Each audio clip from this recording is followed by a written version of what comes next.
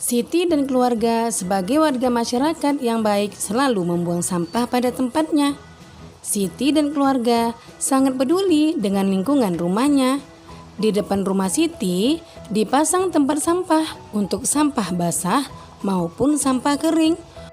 Orang yang lewat di depan rumah Siti pun boleh membuang sampah di tempat sampah itu. Banyak perilaku yang dapat kita perbuat untuk peduli lingkungan. Lingkungan yang bersih, asri, dan sehat merupakan jembatan bagi masyarakatnya untuk menuju hidup sejahtera. Assalamualaikum warahmatullahi wabarakatuh. Halo anak-anak hebat, apa kabar? Bertemu kembali dengan channel Ibu Amelia Madonna. Nah, anak-anak ibu akan memulai video pembelajaran semester 2. Bagaimana? Anak-anak ibu sudah siap untuk mengikuti pelajaran? Baiklah, sebelum memulai pembelajaran, mari kita berdoa dulu menurut agama dan kepercayaan kita masing-masing. Berdoa, mulai.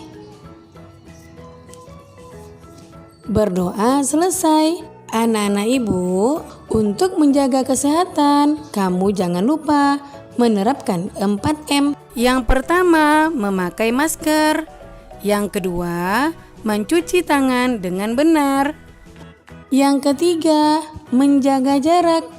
Dan yang keempat, menghindari kerumunan agar kita semua terhindar dari virus corona. Hari ini kita belajar tema 6 menuju masyarakat sejahtera. Subtema 1, masyarakat peduli lingkungan. Pembelajaran 2, tonton sampai habis ya, jangan di skip. Tujuan pembelajaran kita hari ini adalah yang pertama, dengan kegiatan membaca, siswa dapat menentukan judul dan kata kunci serta isi bacaan dengan tepat. Yang kedua, dengan kegiatan ayo berlatih, siswa dapat menjelaskan cara pengelolaan sampah dengan tepat. Yang ketiga, dengan kegiatan membaca teks berjudul ciri-ciri masa puber, siswa dapat mengidentifikasi ciri-ciri masa pubertas pada laki-laki dan perempuan. Yang pertama, muatan bahasa Indonesia KD 3.7 dan 4.7. Kata kunci yang terdapat pada teks non-fiksi. Anak-anak ibu, dengarkan dan pahami teks Kampung Rawajati berikut. Di Kampung Hijau Rawajati, selain peduli untuk membuat lingkungan hijau oleh tanaman, terlihat juga kesadaran warga yang cukup tinggi untuk andil terhadap pengelolaan sampah dengan bijak. Sebuah sentra pengumpulan sampah disediakan di area kampung untuk menampung aneka sampah rumah tangga. Para ibu turut andil dengan memisahkan sampah dapur seperti kulit bawang, batang sayuran, kulit buah, dan kulit telur, kemudian dikumpulkan di sentra bersama dengan sampah kebun. Campuran sampah dapur dan sampah kebun dari warga kemudian diolah menjadi kompos. Setiap warga diperbolehkan mengambil kompos untuk penyubur tanaman. Apa yang dilakukan warga Kampung Rawajati terhadap sampah konsumsi? Sampah konsumsi ada yang berupa sampah organik. Sampah organik adalah sampah yang berasal dari sisa makhluk hidup yang terdapat di alam, seperti tumbuhan dan hewan, serta berbagai hasil olahannya sehingga dapat terurai secara alami. Sampah organik termasuk sampah yang ramah lingkungan.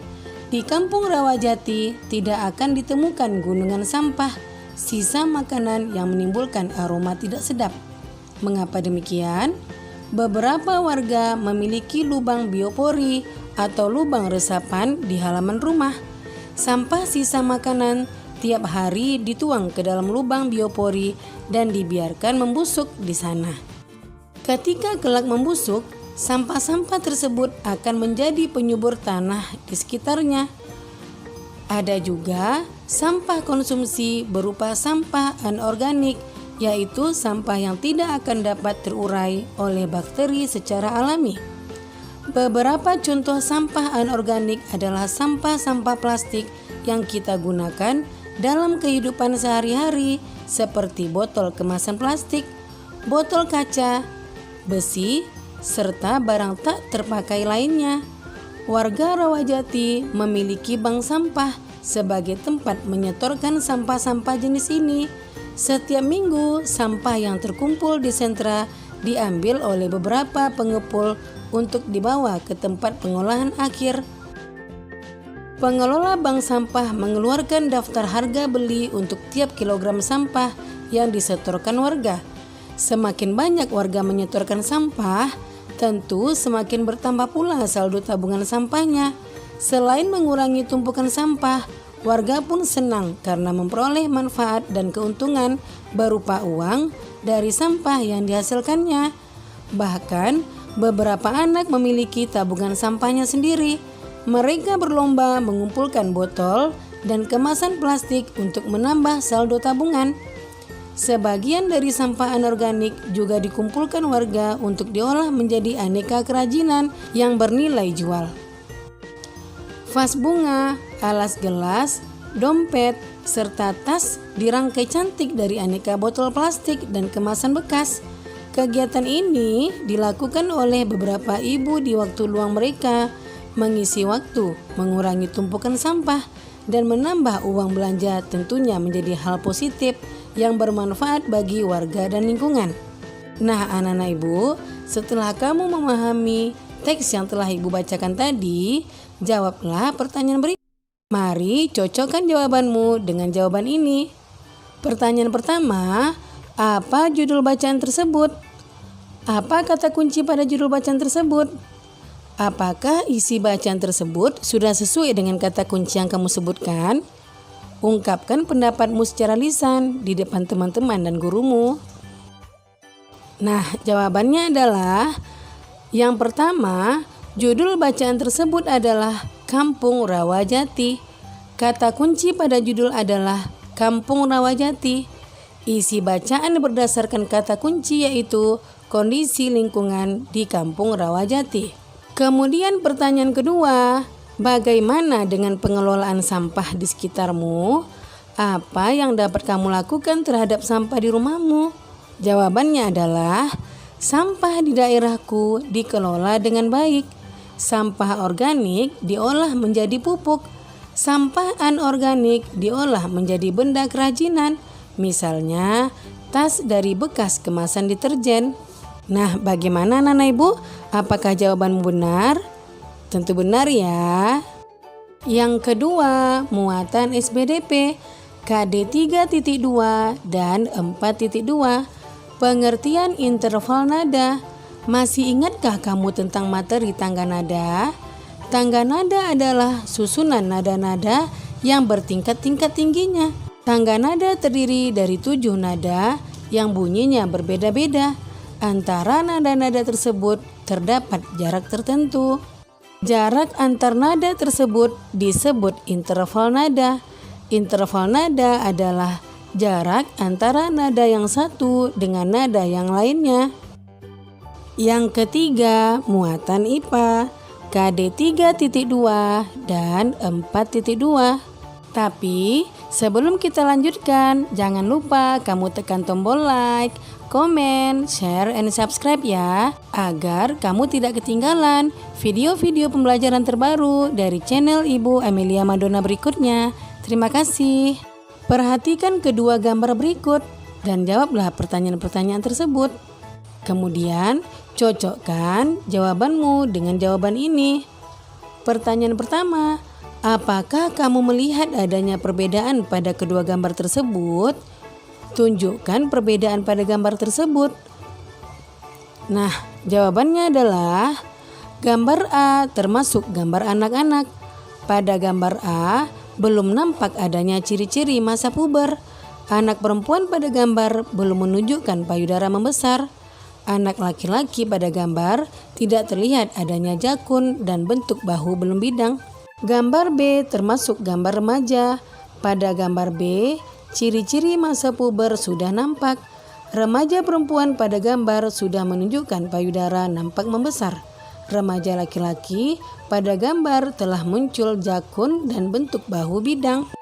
Kemudian, pertanyaan kedua, Tahukah kamu yang dimaksud dengan puber? Baik anak laki-laki maupun anak perempuan akan mengalami masa puber. Apa ciri-ciri anak laki-laki dan perempuan pada masa puber? Nah, jawabannya tentunya anak-anak ibu tahu. Masa puber adalah tahap perkembangan manusia di mana pada masa ini terjadi perkembangan organ reproduksi. Anak laki-laki maupun anak perempuan akan mengalami masa puber. Berikut ciri-ciri anak laki-laki dan perempuan pada masa puber. Yang pertama, ciri-ciri anak perempuan pada masa puber.